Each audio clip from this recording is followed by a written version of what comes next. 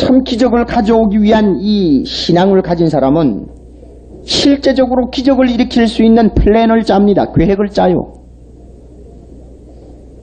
계획을 짭니다. 기적을 체험할 수 있는 계획을 짜요. 여러분 요한복음 14장 12절 한번 펴보세요. 이 말씀도 잘 외워놓으시기를 바랍니다. 요한복음 14장 12절입니다. 우리 12절 다 같이 읽습니다. 내가 진실로 진실로 너희에게 이르노니 나를 믿는 자는 나의 하는 일을 저도 할 것이요 또한 이보다 큰 것도 하리니 이는 내가 아버지께로 감이니라. 그 본문 잘 보세요. 내가 진실로 진실로 너희에게 이르노니 거짓말이 아니라는 이야기입니다. 아멘 아멘. 더블 아멘을 쓰는 것은 항상 예수님께서 거짓말이 아니라는 걸 강조하는 것입니다. 너희에게 이르노니 나를 믿는 자는 나의 하는 일을 저도 할 것이요. 하는 일, 이것을 여러분이 현대어 번역 같은 데 보면 기적입니다. 기적, 미러클을 말합니다.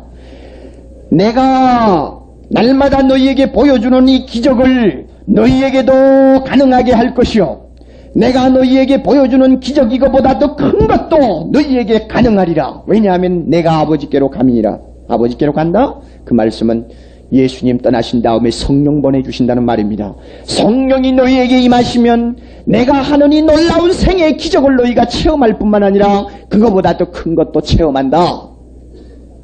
이것이 주님께서 우리에게 가르쳐 주신 것입니다. 그러므로 우리가 하나님 예수 그리스도가 이와 같은 약속을 하신 이상 플랜을 짤 때도 큼직큼직하게 정말로 기적이 아니면 안 될 만한 플랜을 짜봅니다.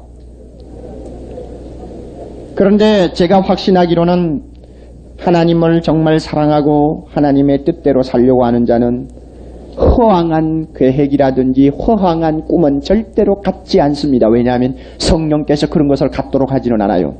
아무리 큰 비전을 가진다고 해도 하나님이 보실 때 허황하고 정욕적인 그런 비전은 절대로 갖지 못하게 합니다. 그러므로 안심하세요. 여러분이 정말 주님을 사랑하는 동기가 있습니까? 그렇다면 큰 계획을 짜세요. 그러나 그 계획도 허무한 것은 아닐 것입니다. 이게 믿음입니다. 여러분 예수를 믿는다, 하나님을 믿는다 하면서 이와 같은 구체적인 삶이 없으면 안 되겠어요. 존 윌턴이라고 하는 사람의 이야기를 여러분이 들어보셨나요? 26살까지 그는 되는 대로 인생을 살았다고 합니다. 물결 치는 대로 자기 말대로 물결 치는 대로 인생을 살았대요. 어느 것 하나 오랫동안 집착을 하는 법이 없고 여기에 기웃 저기에 기웃하면서 그저 방랑 생활을 하다시피 살았는데 나중에 그는 자기 자신을 되돌이켜보고 크게 반성을 했습니다. 야, 정말로 흠투성의 인생이구나 하는 것을 그는 발견했습니다. 그리고 나서 그는 술도 끊었습니다. 담배도 끊었습니다. 그리고는 일주일에 1실링, 영국입니다. 1실링씩 받는 제일 최하위 직업이라고 할 수 있는 점원 생활을 시작했습니다. 그런데 그가 교회에 가서 설교를 듣는데 계자씨 하나일 만한 믿음이 있으면은 산을 옮기라고 하여도 옮길 것이요 하는 말씀을 그가 설교로 듣고 큰 깨달음을 얻었다고 합니다. 그렇구나. 내가 믿음이 있으면 못하는 일이 없구나. 그것도 그 믿음도 큰 믿음, 내가 들고 다니지 못할 만한 믿음이 아니라 언제든지 가지고 다닐 수 있는 제일 조그만한 계자씨와 같은 믿음 하나만 있어도 나에게는 불가능이 없는 삶을 살 수 있구나. 그렇다면 나에게도 얼마든지 성공할 수 있는 기회는 주어져 있어. 그가 이와 같은 신념을 가지고 그 다음부터는 계자씨를 포켓도에 날마다 넣어가지고 다녔다고 그럽니다. 평생 동안 계자씨를 넣어가지고 다녔어요. 그래, 계자씨를 넣어가 다니는데 나중에 그분이 위대하게 성공을 했죠. 유명한 소매업자입니다. 나중에는 71살에 은퇴할 때에 엘리자베스 2세로부터 자귀를 받았어요. 나이트 자귀를 받았어요.